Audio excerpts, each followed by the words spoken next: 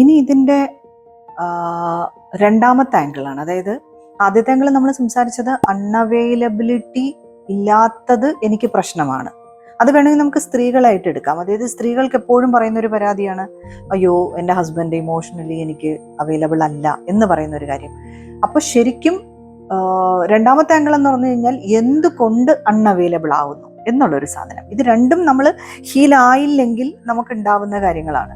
അപ്പൊ എന്തുകൊണ്ടാണ് അൺഅവൈലബിൾ ആവുന്നത്? അവർക്ക് ശരിക്കും സ്നേഹമില്ലാത്തത് കൊണ്ടല്ല അവർ അൺഅവൈലബിൾ ആവുന്നത്. അവർ ശരിക്കും ആഗ്രഹിക്കുന്നുണ്ട് ഒരു ഡീപ്പർ കണക്ഷൻ, ഒരു ഇൻറ്റിമസി, ഒരു സ്നേഹം, കെയറിങ്, ലവ് ഒക്കെ അവർ ഭയങ്കരമായിട്ട് ആഗ്രഹിക്കുന്നുണ്ട്. പക്ഷെ സംഭവിക്കണം എന്തെന്ന് പറഞ്ഞു കഴിഞ്ഞാൽ ഒരു റിലേഷൻഷിപ്പ് കൂടുതൽ ക്ലോസ് ആവുമ്പോൾ, അത് ഫ്രണ്ട്ഷിപ്പ് ആയിക്കോട്ടെ, പാർട്ട്ണർഷിപ്പ് ആയിക്കോട്ടെ, എന്തോ ആയിക്കോട്ടെ, അത് കൂടുതൽ ക്ലോസ് ആയി, ഡിമാൻഡിങ് ആയി, അതിനകത്തൊരു ഇമോഷണൽ ക്ലോസ്നെസ് ഒക്കെ വരുന്ന സമയത്ത് ഇവർക്ക് ഭയങ്കരമായിട്ട് പേടിയാവും. അതുകൊണ്ടാണ് അവർ അൺഅവൈലബിൾ ആവുന്നത്. കാരണം അവരുടെ ജീവിതത്തിൽ നിന്നും പഠിച്ച അവരൊരു പാഠമുണ്ട്. അതായത് ഒരുപാട് ഡീപ്പായിട്ടുള്ള ഇമോഷണൽ കണക്ഷൻസ് ഒന്നും സേഫ് അല്ല, അല്ലെങ്കിൽ ഡീപ്പായിട്ടുള്ള ഇമോഷൻസ് കാണിക്കുന്നത് സേഫ്റ്റി അല്ല എന്ന് അവരുടെ ജീവിതത്തിൽ നിന്ന് ഒരു പാഠം പഠിച്ചു. എന്തുകൊണ്ട് പഠിച്ചു? ശരിക്കും അവർ കരഞ്ഞപ്പോൾ ആരും കേൾക്കാനുണ്ടായിട്ടില്ല, അല്ലെങ്കിൽ അവരൊരു വേദന പറഞ്ഞപ്പോൾ അവരെ പൂർണ്ണമായും എല്ലാവരും അവഗണിച്ചിട്ടുണ്ടാവാം, അല്ലെങ്കിൽ കളിയാക്കിയിട്ടുണ്ടാവാം.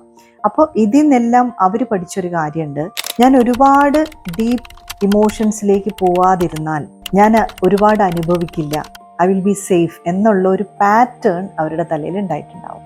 അപ്പോൾ അതുകൊണ്ടാണ് മിക്കപ്പോഴും ഞാൻ പുരുഷന്മാരിലാണ് അത് കൂടുതൽ കണ്ടിട്ടുള്ളത്. അതുകൊണ്ട് അവർക്ക് ആ ഒരു അവൈലബിലിറ്റി കൊടുക്കാൻ, സ്വന്തം മക്കൾക്ക് പോലും ഒരു ഇമോഷണൽ അവൈലബിലിറ്റി എന്ന് പറയുന്ന ഒരു സാധനം അവർക്ക് കൊടുക്കാനായിട്ട് ഭയങ്കര പ്രയാസമാണ്. അപ്പം ഇനി അടുത്ത നിങ്ങളോട് ചോദിക്കേണ്ട ഒരു ചോദ്യം എന്താണെന്ന് പറഞ്ഞു കഴിഞ്ഞാൽ, ഞാൻ ഇത്രയും ഇമോഷണലി അൺഅവൈലബിൾ ആവാനായിട്ട്, അല്ലെങ്കിൽ അതാണ് സേഫ് എന്ന് ഞാൻ വിശ്വസിക്കാനായി എൻ്റെ ജീവിതത്തിൽ എന്താണ് സംഭവിച്ചത്?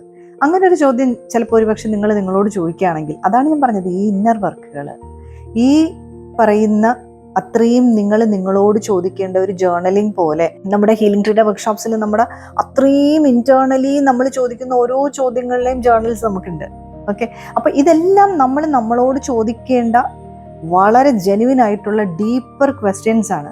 അപ്പൊ ഈ ഒരു ചോദ്യത്തിൽ നിന്നാണ് നമ്മളെ പറ്റി കൂടുതൽ മനസ്സിലാക്കുന്നത്. അപ്പൊ നമ്മളെ പറ്റി മനസ്സിലാക്കിയാലല്ലേ നമ്മുടെ എല്ലാ കാര്യങ്ങളും, എന്താണ് പാറ്റേൺസ്, എന്താണ് ഇൻസെക്യൂരിറ്റീസ്, എന്തൊക്കെയാണ് ഫിയർ, ഇതെല്ലാം നമുക്ക് മനസ്സിലാവുള്ളൂ. അപ്പോൾ ഇത് തന്നെയാണ് നമുക്ക് ഏറ്റവും ആവശ്യം വേണ്ട കാര്യം. അപ്പോൾ ഇമോഷണൽ അൺഅവൈലബിലിറ്റി എന്ന് പറയുന്ന സാധനമാണ് രണ്ടാമത് നമ്മൾ സംസാരിച്ചത്. ഇനി നമ്മൾ മൂന്നാമത് സംസാരിക്കുന്നതെന്ന് പറഞ്ഞു കഴിഞ്ഞാൽ ഫിയർ ഓഫ് ഇൻറ്റിമസി. അത് ഭയങ്കര ഇൻട്രസ്റ്റിംഗ് ആയിട്ടുള്ള ഒരു കാര്യമാണ് കേട്ടോ. അത് ഒരുപാട് പേര് അനുഭവിക്കുന്നതും ഒരുപാട് പേർക്ക് ഉള്ളതുമായിട്ടുള്ള ഒരു കാര്യമാണ്. അപ്പം ഈ കാര്യങ്ങളെല്ലാം നിങ്ങൾ പതിയെ നിങ്ങൾ അക്നോളജ് ചെയ്യുകയും നിങ്ങൾ അതിൽ വർക്ക് ചെയ്യുകയും ചെയ്യുമ്പോഴാണ് നിങ്ങളുടെ ലെയർ ബൈ ലെയർ ആയിട്ടുള്ള ഹീലിംഗ് നടക്കുന്നത്. Okay, thank you so much from healing tree by Indulekha.